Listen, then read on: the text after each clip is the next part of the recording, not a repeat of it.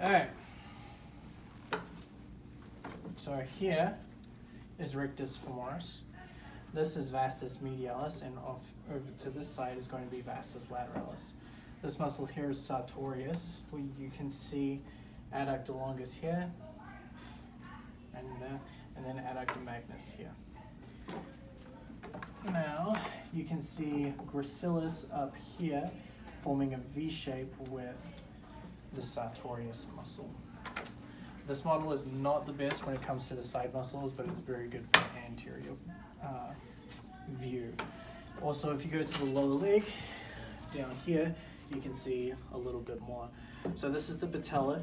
Just below it is the patellar ligament, and right above it is the patellar tendon. This muscle here is tibialis anterior, which actually wraps on the medial side of the foot right here. Just deep to it and slightly lateral is extensor hallucis longus, and you can see the tendon for it going to the big toe. This is extensor digitorum longus, and you can see it going to the rest of the digits. Now here, you see the fibularis muscles. Unfortunately, on this model, on either side, you can't really tell the difference between fibularis longus and brevis, but just know they're going to be on the lateral side, and you can see them on different models, which we will get to in a little bit. Back here is the gastrocnemius. Gastrocnemius has two heads, a medial head and a lateral head. Be sure to include it. If you remove the gastrocnemius, you reveal another muscle. This muscle is called soleus. These muscles come together to form a tendon. This tendon is called the Achilles tendon. Okay. Now if we transfer over to this model here. Excuse me. There we go. You can see that the medial head of the gastrocnemius has been removed to show you soleus. This is the lateral head, and again, that tendon, the Achilles tendon. All right. On this model, this black line here shows you the division between fibularis longus and brevis. So from here down is going to be fibularis brevis. Everything else is going to be fibularis longus. Okay. Extensor digitorum longus, extensor hallucis longus, tibialis anterior here. When I remove this piece, you can see an interosseous membrane, just like in the arms. These are anterior tibial vessels. So you have the anterior tibial artery and the anterior tibial nerve right here. If we go to the back of the leg, all of this is posterior tibial. So posterior tibial nerve, artery, and vein.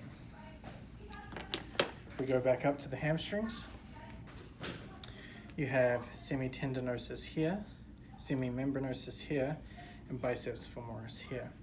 Biceps femoris is on the lateral side. Semitendinosus is going to be the first muscle on the medial side, and then deep to that is going to be semimembranosus.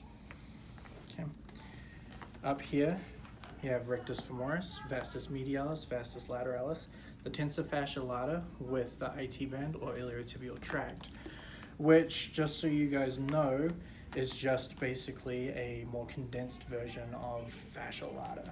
So it should feel and look slightly different than actual fascia lata. You don't need to worry about it for lab, but a lot of people ask about it for lecture. Now all these up in here are the femoral vessels. The femoral vessels are going to go through a hiatus called the adductor hiatus. That hiatus is formed by the adductor magnus muscle. This muscle here is iliopsoas. This muscle here is pectineus, and then you can see this black outline here. That is adductor brevis. This is adductor longus, and that is adductor magnus. Okay. Now, you do have popliteal vessels, so let's make a differentiation between that and the posterior tibial.